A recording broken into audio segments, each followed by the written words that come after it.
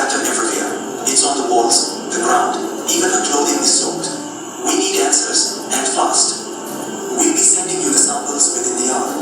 Blood splatter, hair strands, and some fibers we found on her jacket. I need you to analyze it all. Look for DNA, anything that can lead us to whoever did this. Okay. So today we are going to be solving the murder of Miss X. DNA fingerprinting is a very interesting topic. It's been used for forensics, for paternity testing, and many other applications. So the first process is getting the samples from the crime scene. So what the police has sent me is the blood of the victim, the blood which was found in the crime scene, but they're not sure if that is of the victim or of the criminal. And then we have 3 suspects which were found around the area from the information they got, their blood, and we have a hair strand. So now we're going to analyze the DNA. We're going to take the DNA from all these samples. We can analyze DNA from the blood, the sweat, the hair, and many more, the hair follicles, many more things. It can be easily extracted.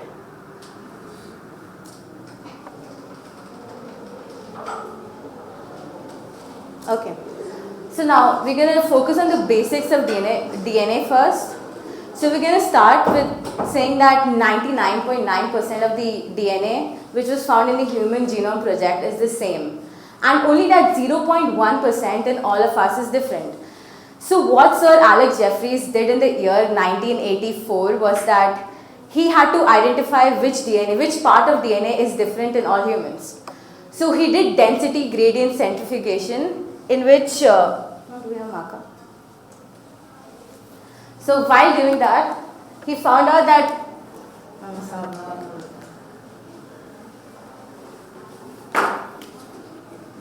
while he was doing that, he found out that the part which is down is the normal DNA, which is the 99.9% of the DNA, which is same in all of us.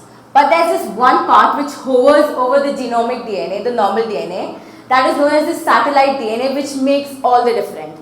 It's only 0.1% and it was called junk DNA before Alex Jeffreys discovered this, but now it has applications in various fields. So this DNA has various repeating units, okay? So we are going to focus on one repeating units, which is GATA repeats. So these are the nucleotide pairs which are found in the DNA, as we know the structure of DNA, I'm assuming that. So we don't want to go deep into that. So this part is repeating in the satellite DNA. This satellite DNA can be divided into 2 types, basically, which is the microsatellites and the mini satellites. But what we use for DNA fingerprinting right now is mini satellites, but microsatellites can also be used. So in mini satellites, there's something known as polymorphism, which is many types of DNA nucleotide sequences that are repeating various number of times.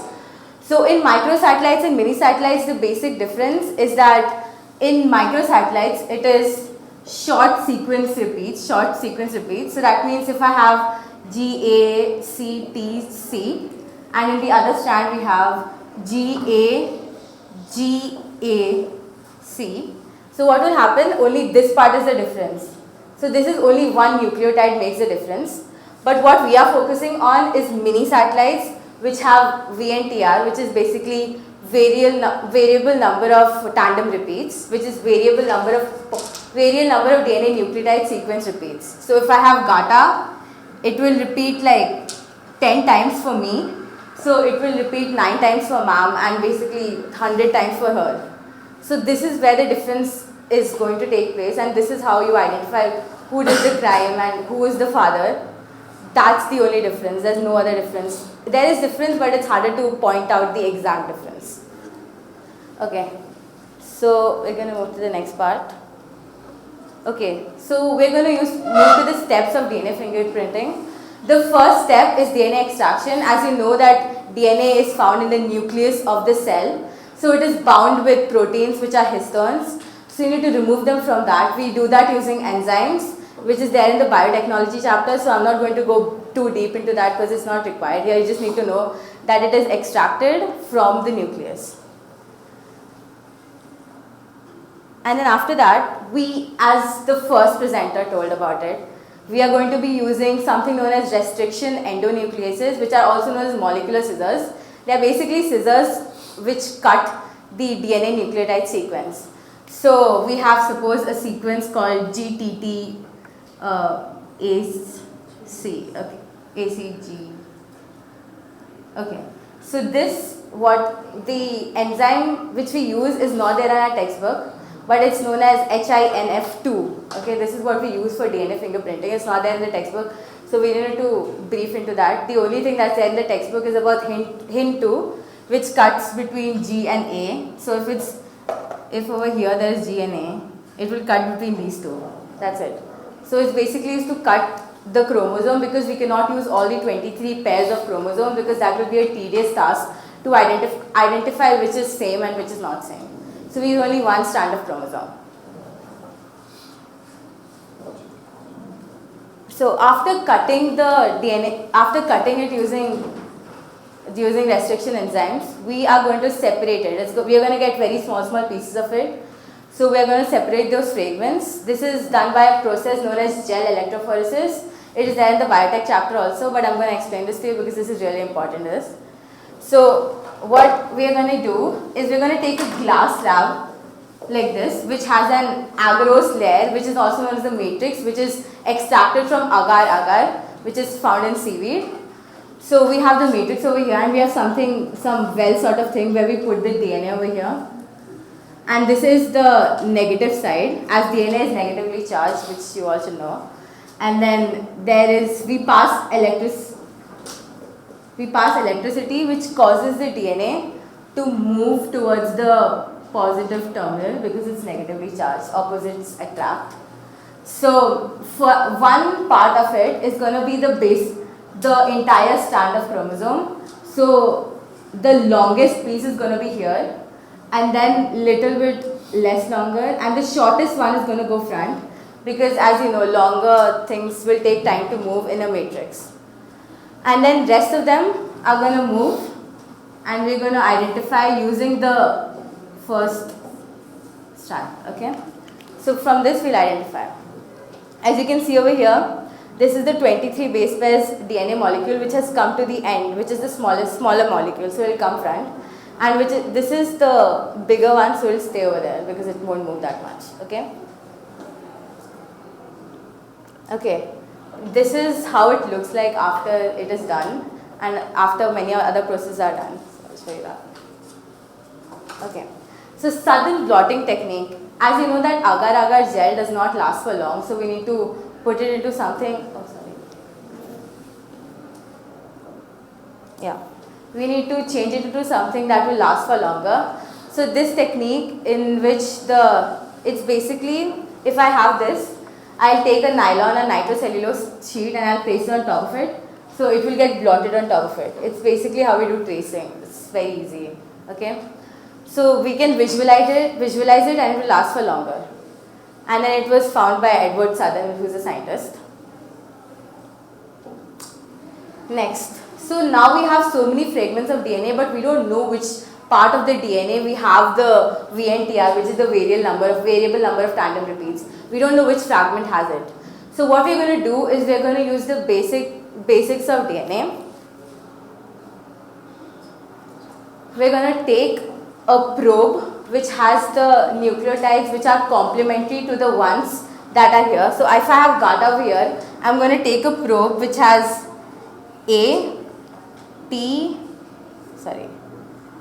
which has C, T, and for T it's again A and T. So I'm going to take this and I'm going to let it hybridize with the GATA. So from that I will get to know, and they add a fluorescent marker to it so that we can see, fluorescent radioactive marker, so that when we do autoradiography, which is the next step, we can visualize it and we can see that where it is repeating. Okay.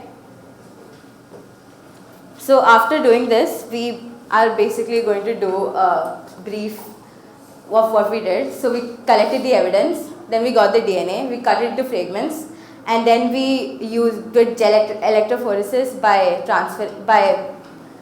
providing an electric field to it, and then we did sudden blotting technique, and then we identified which part of it has the VNTR, and then we saw it using a computer.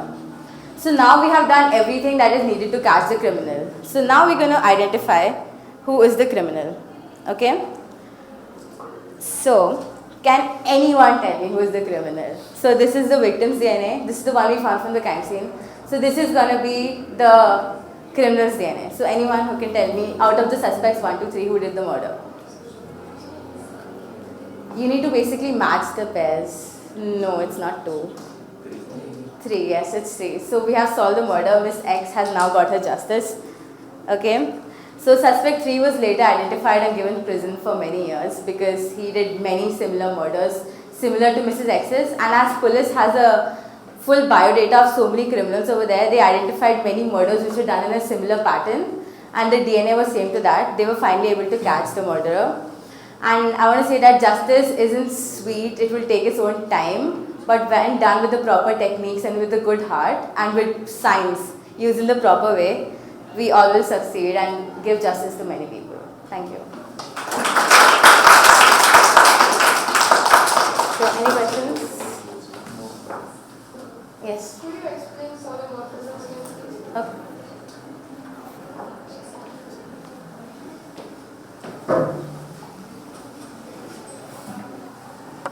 So DNA polymorphism is again, poly means many and morphism mean of many varieties, okay?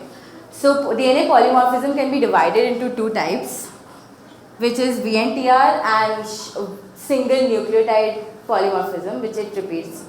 So if I have GATA, as I told you, this, if it's repeating many times, it is variable number of tandem repeats, and if it was done in a single pair, only a nucleotide difference is there, it's single nucleotide polymorphism. That's it, basically. Anyone else? Can you tell me why do we use satellite DNA and not the bulk DNA? Okay, as I told you that the bulk DNA, it does not have as many differences. It may have a single nucleotide that is different in me and you, but it isn't always possible for us to do that.